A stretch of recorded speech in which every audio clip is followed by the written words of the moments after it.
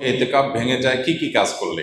এতেকাফ ভেঙে যায় এতেকাফ করার পর কেউ যদি মসজিদ থেকে শরিয়া গ্রাহ্য ওযর ছাড়া বের হয়ে যায়।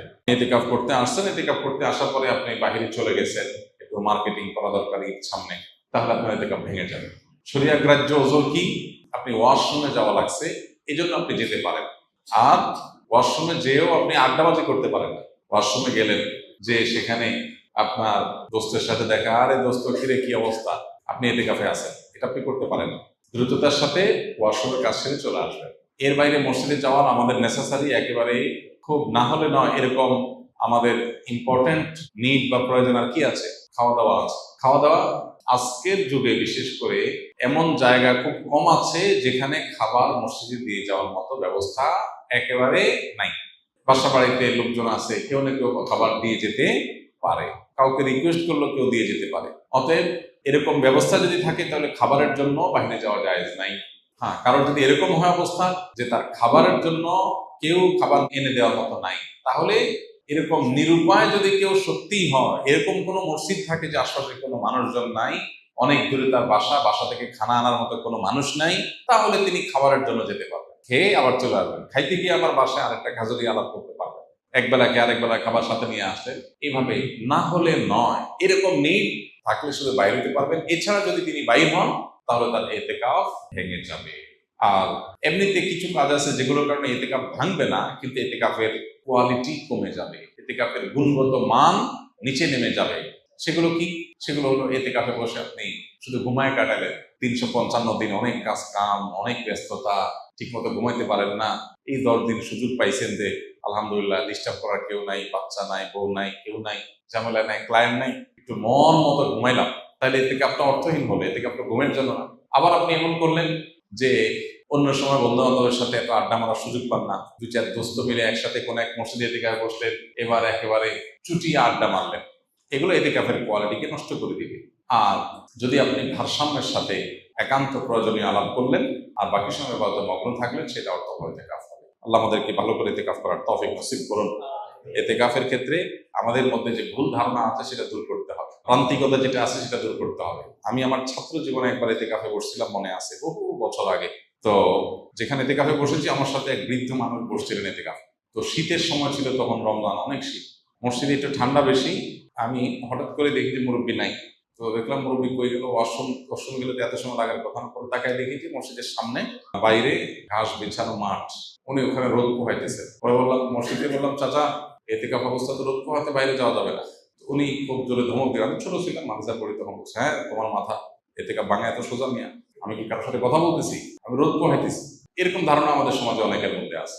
আরেকজনকে আমি দেখছি, আমি আমার মসজিদে, উনি এতেকাফ করতে আসছেন, পরে হঠাৎ দেখি নাই, অনেকক্ষণ পরে আসছে, কেউ কই আছেন, বলে আমি ধান রোদ দিতে গেছিলাম, ধান শুকাইতে গেছি, ধান টান শুকায় আবার উনি চলে আসছেন এতেকাফ। তো যদি কারোর এরকম নিড থাকে যে তার বাহিরে কাজ করতে হয়, যেমন অফিসে জব করতে হয়, তার ছুটি নাই, কোনোভাবে ছুটি ম্যানেজ করতে পারেন নাই তিনি, তাহলে তিনি নফল এতেকাফ করতে পারেন। কিভাবে?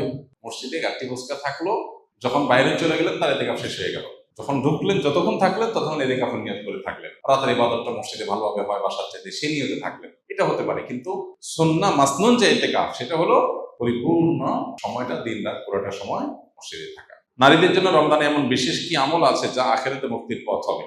রমজান মাসে আমাদের জন্য, সবার জন্য যে কমন আমল আছে, সকল গুনাহ থেকে বেঁচে থাকা, চোখের গুনাহ, কানের গুনাহ, মনের গুনাহ, এগুলো থেকে বেঁচে থাকা, এটা নারী পুরুষ সকলের জন্য প্রযোজ্য।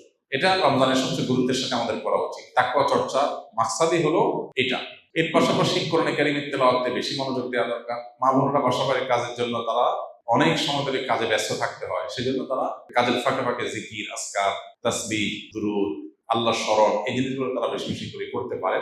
এবং যত ব্যস্ততায় থাকুক না কেন, ইফতারের বেশ কয়েক মিনিট আগে সব কাজ বন্ধ করে দোয়ায় মনোনিবেশ করা, সাহারির সময় থালা বাসন নিয়ে ব্যস্ত না হয়ে কিছু সময় দোয়ায় মনোযোগ দেওয়া, আমলে মনোযোগ দেওয়া দরকার। বাকি সময়গুলোতে কাজ করলেও আল্লাহ জিকির স্মরণ থাকলে আল্লাহ তাআলা ইনশাআল্লাহ পূর্ণ আজর দিবেন। তাছাড়া তারা অন্যদের ইফতারের ব্যবস্থা করতেছেন, সেজন্য বিপুল পরিমাণ সওয়াব মা বোনরা অর্জন করতে পারেন যদি নিয়ত করেন, আশা করেন আল্লাহর কাছে, ইহতিসাবুল আজর করেন যে আল্লাহ, আমি ফ্যামিলির সবার ইফতারের ব্যবস্থা করছি, যে ব্যক্তি রোজাদারকে ইফতার করা, সে তার পরিমাণ সওয়াব পায়, আপনি আমাকে সওয়াব দিয়ে, সে আশা যদি থাকে, আশা করে যে তিনি সে আজও আল্লাহর কাছ থেকে পেয়ে যাবে।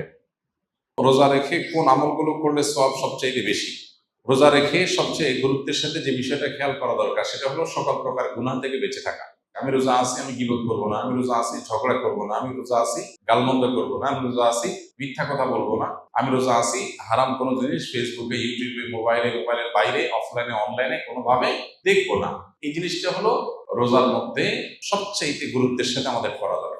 আমরা বেশিরভাগ মানুষ নফল আমল করি, ফরজের খবর নেই। আমরা কোরআন তেলাওয়াত করি, আমরা ওয়াজ শুনি, আমরা জিকির আজকার করি, কিন্তু আমি মোবাইলে হারাম জিনিস দেখি, ভিডিও দেখি, মিউজিক শুনি, ইচ্ছায় অনিচ্ছায় আমার জ্ঞাতসারে গুনাহ করি, তাহলে আমার রোজার পুরো ফজিলতটা নষ্ট হয়ে যায়।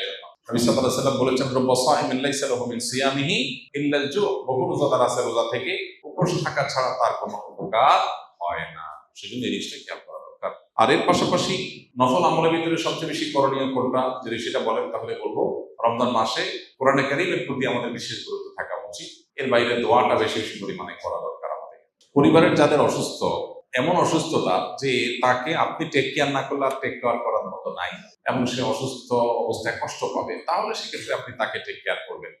আর যদি এমন হয় যে না আপনি ছাড়া আরো টেক কেয়ার করার লোক আছে, বা টেক কেয়ার না করলে তার যে অনেক অসুবিধা হবে তা না, তাহলে সেক্ষেত্রে আপনি ইতিকাফ করলেন আর তার টেক কেয়ারের জন্য ব্যবস্থা নিলেন, খোঁজখবর নিলেন, সেটা আপনার জন্য উত্তম হবে। এটা ভ্যারি করে অবস্থার উপরে।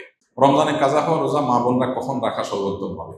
সবচেয়ে উত্তম হলো সওয়ালের মধ্যে রেখে ফেলা, যত আগে রাখা যায়। যদি সেটা না রাখা যায়, পরবর্তী রোজার আগে আগে রেখে ফেলা উচিত। আয়েশা রাদিয়াল্লাহু তাআলা আনহা তার ভাঙতি যে রোজাগুলো হতো সেগুলো তিনি পরবর্তী রমজানের আগে শাবান মাসে রেখে ফেলতেন।